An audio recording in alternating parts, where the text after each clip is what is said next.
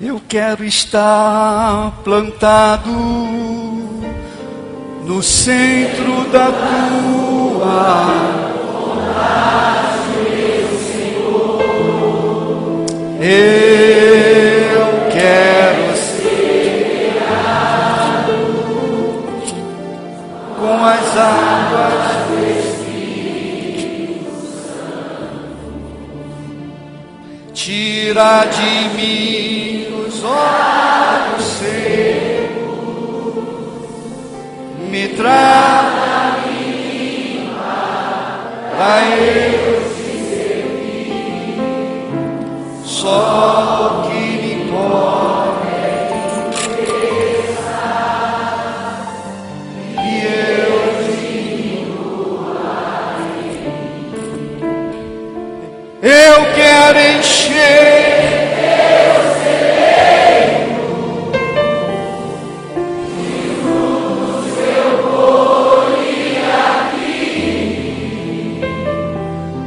onde eu plantei uma palavra, salmos assim. Recebe, ó Deus, no teu reino, os frutos eu colhi aqui, onde eu plantei.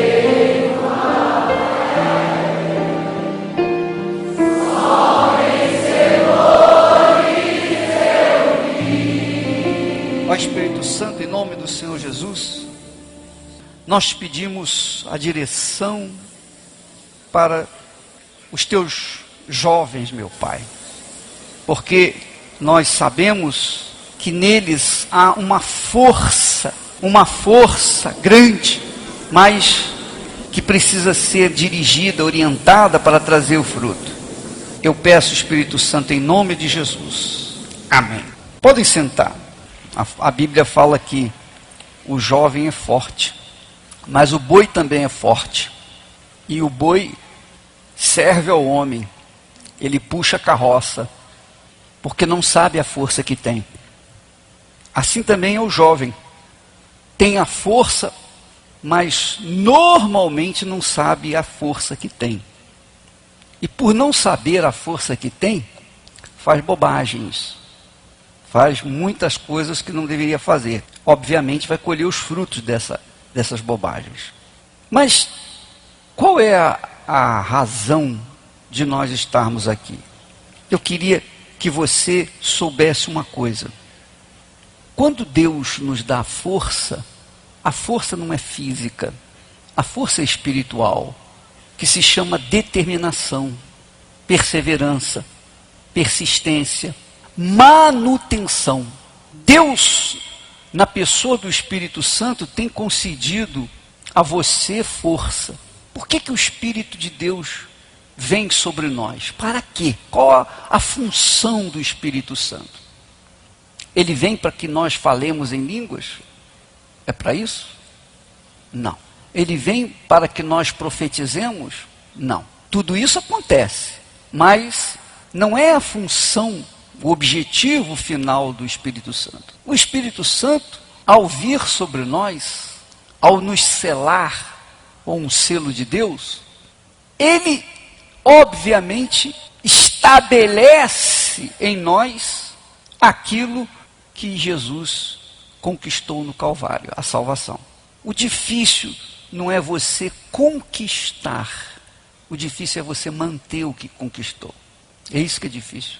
Casar é fácil, difícil é manter o casamento. Então, você conhece, obviamente, muitas pessoas, muitos colegas seus, que um dia estiveram no nosso meio, clamavam a Deus, eram dedicados a Deus, mas o tempo mostrou que essas pessoas não estavam firmadas e acabaram se desviando. Esse que é o maior problema.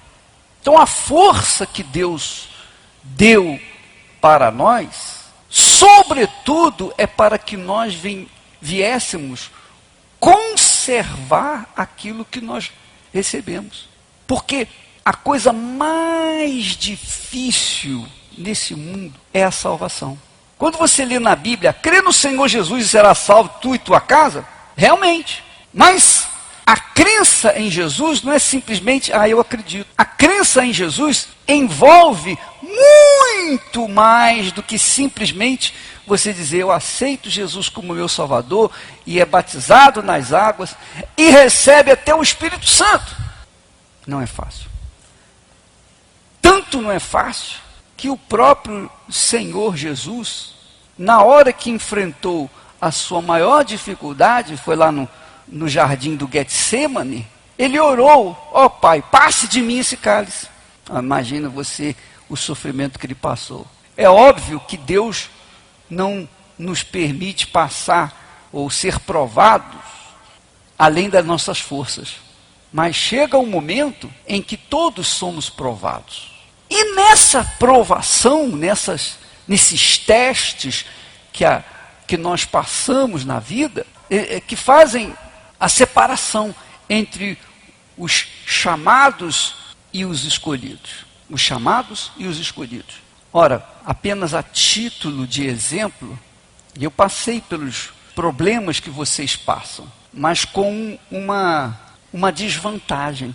Eu não tive orientação, eu não tinha pessoas que atendiam os meus questionamentos. Então eu aproveitava os momentos, as horas que eu tinha sozinho, que eu estava sozinho, que eu não tinha namorada, que eu não queria namorar para não perder o meu contato com Deus. Então eu trancava a porta e ficava lendo a Bíblia, eu orava e eu tinha momentos de deleite espiritual com Deus. Eu tinha colegas, mas eu não queria me envolver com ninguém. Eu não queria me envolver. Eu não queria ter companhia que iria me atrapalhar. Eu não queria companhia de que me atrapalhava. Pessoas que eu sentia que eram da igreja. E que eu sentia malícia. Então eu me afastava. Eu preferia andar só do que me envolver com pessoas maliciosas, pessoas que tinham sempre uma palavra negativa, etc, etc, etc. Porque eu queria conservar o meu coração puro. Eu queria conservar a minha salvação.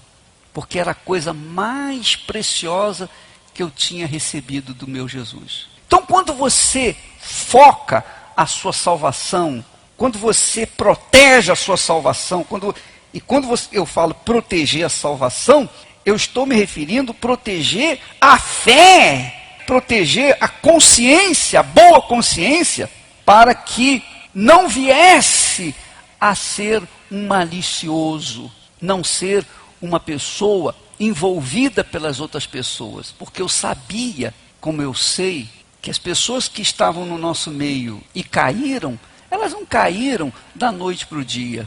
Ninguém cai da noite para o dia. As pessoas caem na fé, perdem a salvação aos pouquinhos. As pessoas não caem de uma hora para outra. O diabo não trabalha dessa forma. Você está andando na fé, de repente, caiu. Não. As coisas vêm aos pouquinhos. É uma sugestão hoje, é um pensamento amanhã. O diabo vai trabalhando de maneira sutil. Ele vai envolvendo a pessoa. E quando menos a pessoa espera, ela está contaminada por dentro. Quando ela estiver contaminada por dentro, o diabo só faz assim. Ela cai. Acabou. Veja só o que diz a Bíblia. Leia Ezequiel 33, no versículo 12, diz assim: Tu, pois, filho do homem, dize aos filhos do teu povo, a justiça do justo não o livrará no dia da sua transgressão. Quanto à perversidade do perverso, não cairá por ela no dia em que se converter da sua perversidade. Nem o justo pela justiça poderá viver no dia em que pecar. Em outras palavras, Deus está falando assim, olha, a pessoa pode ser justa 50 anos, mas no último dia toma uma decisão errada, faz uma bobagem, cai em iniquidade, então todos aqueles 50 anos são jogados no lixo.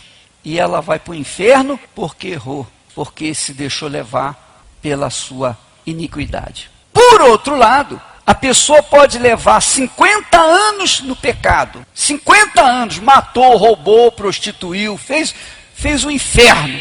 Mas no último dia, ela se arrepende, ela é salva. É isso que está dizendo aí. Em outras palavras, a situação espiritual de cada um de nós. Nós fomos salvos no dia em que entregamos a nossa vida para Jesus. Nós estamos salvos porque nós estamos andando nas pisadas do Senhor Jesus. E seremos salvos se permanecermos fiéis até o fim. Lembra que quando Jesus manda as cartas às igrejas de Apocalipse, as 7 igrejas da Ásia, em todas as cartas Jesus diz assim: aquele que perseverar até o fim, esse será salvo. Não é isso? Aquele que perseverar, aquele que vencer é isso. Vencer na vida é você construir um império, construir condições econômicas, você ter uma vida regalada, você ter o que você quer, o que seus olhos desejam.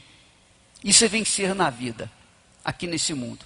Mas, diante dos olhos de Deus, vencer ou vencedor é aquele que permanece salvo até o fim. Esse é o vencedor. Por exemplo, os filhos de Israel foram libertos do Egito. Foram libertos. Viram o poder de Deus, as 10 pragas, eles viram o mar se abrir, eles viram e comeram do maná que caía do céu, eles viram a água sair da rocha, eles viram a carne vindo do céu. Foi ou não foi? Quer dizer, eles viram todos os milagres, milagres que nós nunca vimos. Eles viram, eles comeram do maná que Deus mandou, não foi isso? Isso acontece muito na igreja. As pessoas são curadas, são libertas, são abençoadas. Enfim, há uma série de milagres. Somente uma coisa: daquela geração que saiu do Egito, apenas 2 pessoas, 2 homens entraram na terra do Egito, na terra prometida, que foi Josué e Caleb. Quer dizer, a terra prometida estava lá, esperando por eles, mas apenas 2 entraram. 2 famílias entraram, Josué e Caleb. Nem Moisés entrou. Mas essa passagem, essa visão do povo de Israel para a terra prometida, saindo do Egito para a terra prometida, é a mesma visão da salvação. É a mesma visão da salvação. Você vê que Jesus mandou o quê? Quem crê e for batizado será salvo, não é isso? Pois bem, o povo de Israel, quando saiu do Egito, foi batizado nas águas, quando passou no meio do Mar Vermelho. E aquele povo morreu no deserto, foi enterrado no deserto. Mas os filhos dele entraram na terra prometida. Antes de entrar na terra prometida, eles tiveram que atravessar o quê? O rio Jordão. Então eles foram batizados. Quer dizer, o que aconteceu no passado, acontece hoje, na vida espiritual. Eles viram o poder de Deus na vida deles. Porém, permaneceram fiéis? Não. Reclamaram, se revoltaram, fizeram o que muitos hoje estão fazendo, deixando a fé, se prostituindo, se envolvendo na malícia, se envolvendo com o que não presta, tomando atitude errada, tendo um caráter mau, tendo maus olhos, enfim. Esses estão caindo, estão ficando para trás. Quer dizer, eles foram salvos das mãos dos egípcios, mas não permaneceram salvos. Nós fomos salvos do inferno, do Egito, e estamos salvos, mas somente entraremos na terra prometida se permanecermos fiéis até o fim. Esse é o vencedor. Você é forte para vencer, mas você tem que agir a sua fé, proteger a sua fé. Proteger a fé é proteger a sua salvação. A fé é o canal de ligação entre você e Deus. O seu canal, a sua ponte de ligação com Deus tem que estar limpa, Tem que estar completamente limpa, desimpedida, para sempre você estar em comunhão com Deus. Se há malícia, se há prostituição, se há obras da carne em geral, então essas obras da carne vão entupindo a ponte e você não pode passar. E aí a sua salvação vai para o brejo. Não se esqueça disso que eu estou falando para você. Você quer ganhar alma, não quer? É ou não é? O que adianta você ganhar a alma dos outros e perder a sua? Então você vai lutar para ganhar almas para Jesus, mas nunca, jamais, em tempo algum, você vai esmorecer na fé, ou baixar a guarda da sua fé, ou vigilância da sua vida espiritual. Se você sente que tem alguma coisa errada, pare, cuide da sua vida. Não lute pelos outros enquanto você não estiver bem, porque você não pode ganhar os outros e perder a sua vida. Jesus disse que adianta o homem ganhar o mundo inteiro e perder a sua alma. Inclusive, no que diz respeito à salvação, ganhar o mundo inteiro é ganhar dinheiro, ganhar isso, ganhar aquilo e perder a alma. Não, ele está falando sobre tudo, inclusive a salvação. Que adianta a gente trabalhar, ganhar almas e deixar a nossa alma desguarnecida, ou afrouxar na fé, ou acomodar na fé. Se você, por acaso, caiu em tentação, houve um problema, você caiu, então procure se levantar. Procure um pastor, procure alguém de Deus, alguém que tenha o Espírito de Deus, alguém que realmente seja de Deus para te ajudar. Ah, mas eu sou obreiro, se ele souber que eu caí, ele vai me tirar, vai me colocar no banco. Não interessa. Não interessa se você vai ficar no banco ou vai ficar em pé. O que interessa é a sua salvação. Qualquer coisa que você fizer para salvar, para repor, para recompor a sua salvação, vale a pena. Vale a pena você fazer qualquer coisa para voltar ao primeiro amor. Porque é a sua vida, a sua alma, a salvação eterna da sua alma que está em jogo. E isso você não pode jogar, você não pode brincar com isso. A salvação da nossa alma é tão importante, que Jesus diz assim, olha, quem quiser se salvar, vai perder, não é isso? E quem perder quer dizer ter prejuízo da sua vida, por minha causa, esse vai ser salvo. Se você amar sua mãe, seu pai, mais do que a mim, não é digno de mim. Se você amar sua filha, seu filho, mais do que a mim, sua mulher, seu marido, quem quer que seja, mais do que a mim, não é digno de mim. Se você amar a si próprio mais do que a mim, não é digno de mim. Veja que a salvação é algo tão precioso, tão rico, tão valioso, que não é comparável a mãe, pai, filho, irmão, sobrinho, neto, seja lá o que for. Com respeito à salvação, minha amiga, meu amigo, não tem mãe, não tem pai, não tem irmão, não tem filho, não tem pastor, não tem igreja, não tem nada, nada. Você é a sua alma que está em jogo. Porque o diabo trabalha dentro da igreja, mais do que lá fora. Ele está envidando todos os seus esforços para arrancar a pessoa de volta. E a verdade, a bem da verdade, é que quando uma pessoa cai, normalmente é difícil para ela se recompor. É ou não é? Muito difícil. Mas não é impossível, obviamente. Não é impossível. O melhor é você guardar a sua vida, a sua salvação, para que você não venha cair em tentação. Errar, todos erram. Falhar, todos falham. Pecar, todos pecam. A diferença é que nós, os salvos, cometem erros, falhas e pecados, mas de noite, ó Deus, tem compaixão de mim, tenha misericórdia. Senhor, perdoa os meus pecados. Quer dizer, todas as noites eu dobro os meus joelhos e peço a Deus, me perdoa os pecados. Se eu cometi pecado, me perdoa. Me perdoa. Eu quero dormir em paz. Então, o que faz a diferença entre o salvo e o caído é que O salvo não vive no pecado. E o caído vive no pecado. Aquela pessoa que esfriou na fé, ela caiu tantas vezes, que ela já não encontra mais arrependimento. Ela ficou viciada. E aí, realmente, é muito difícil recuperá-la. Veja só o que diz aqui no versículo 13. Quando eu disser ao justo que certamente viverá, quer dizer, será salvo, e ele, confiando na sua justiça, ou seja, confiando na sua salvação, praticar a iniquidade, não me virão à memória todas as suas justiças, mas na sua iniquidade que pratica, ele morrerá.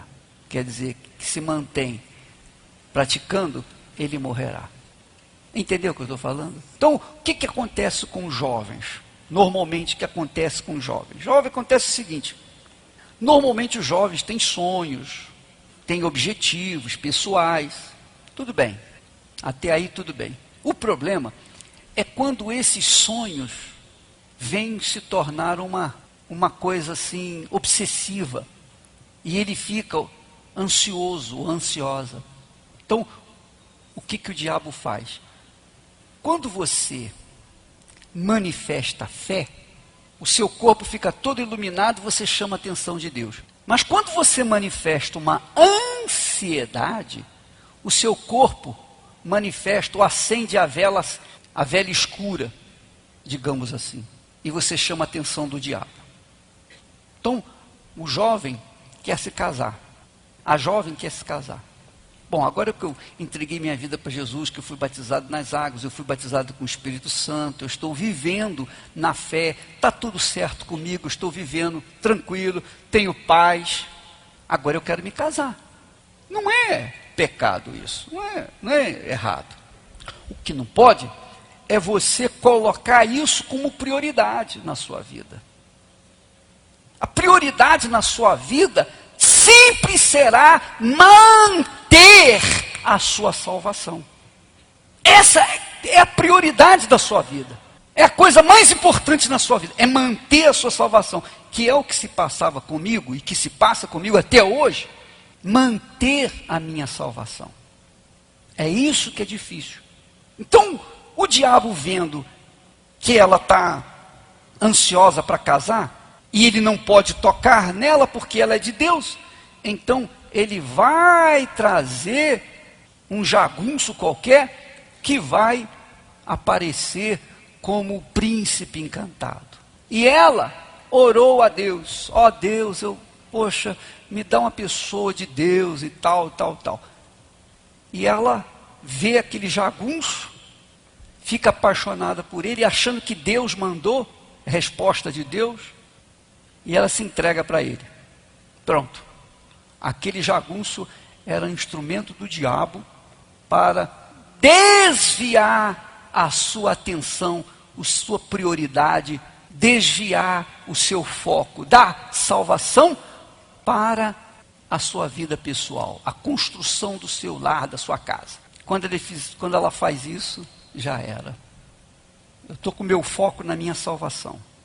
Se por acaso eu estou ansioso, o diabo vai trazer uma sugestão, como ele fez com Jesus. Na hora mais cruel da fome, nos limites da fome, depois de 40 dias sem comer, o diabo apareceu para Jesus e disse: olha aí, olha essas pedras, transforma em pães, e você vai se alimentar. Jesus podia fazer isso, mas se ele fizesse, ele estaria dando ouvidos à voz do diabo. E Jesus disse: não, está escrito. Ele usou a palavra, ele não desfocou o seu objetivo. Mas, se você está com foco na sua salvação, vem por conta de uma ansiedade, o diabo traz uma solução, e você vê aquela solução e se deslumbra com ela, você desfoca a sua salvação para aquilo, você desfoca a prioridade da sua salvação para resolver aquele problema, então você vai se envolver com uma pessoa que vai lhe criar problemas, dificuldades, etc. E vai trazer dúvidas, e vai trazer medo, e vai trazer um monte de problemas. Você vai desfocar a sua salvação para ficar cuidando dos problemas. Cuidando dos problemas, a sua salvação vai para o beleléu e você fica igual os outros que são incrédulos, que ficam procurando apenas resolver os seus problemas. Entende qual é a jogada do diabo? Sim ou não? Ele trabalha dessa forma, tentando tirar o seu foco da sua salvação, para que você venha perder a visão. Então você vê que o difícil não é você receber a salvação, difícil é manter a sua salvação. Se você recebe a salvação agora e morre agora, você vai direto para Deus, você guardou a sua alma. O problema é que você vai viver. E no decurso da sua vida, é que corre risco de perder a sua salvação. Tudo que você puder fazer, tudo, 100%, tudo que você puder fazer para conservar a sua salvação, você deve fazer. Qualquer negócio que você puder fazer para conservar a sua salvação, por exemplo, deixar pessoas, os amigos que não são amigos, pessoas que têm malícias, pessoas que fazem maus comentários da igreja, da fé, pessoas que falam do pastor, fuja dessa gente, porque contaminam a sua fé. Paulo fala sobre eles, quando fala que Alexandre e Himeneu, eu entreguei os corpos dele para o diabo, para que a alma deles fosse salva. Porque pervertiam o caminho dos justos. Você é jovem, você é forte. Mas se você não dirigir, não cuidar da sua salvação, a sua força vai ficar na mão do diabo. Não adianta você ter o Espírito Santo se você afrouxa na fé, ou relaxa na fé. Então vale a pena você guardar a sua salvação. Cuide da sua vida. Cuide. Cuide da sua salvação. Assim como você cuida do seu corpo, você toma banho, todo dia você toma banho, todo dia você toma café da manhã, você almoça, janta, você dorme, descansa, enfim, você pratica algum esporte, enfim, todo dia você cuida do seu corpo, todo dia, o seu corpo. Mais importante do que o seu corpo é o seu espírito. Conserva a sua alma salva. Conserva a sua alma salva. Medite nesse versículo. Medite na palavra, meditar, ler e procurar saber o que o Espírito Santo está falando ali com você. É isso que eu queria falar para vocês. Amém? Deus abençoe a todos vocês. Sejam abençoados em nome do Pai, do Filho e do Espírito Santo. Sejam frutíferos. Sejam como a árvore plantada junto às águas da vida, para que os seus frutos permaneçam para sempre, desde agora e para sempre, em nome do Senhor Jesus. Amém. Deus abençoe em nome de Jesus.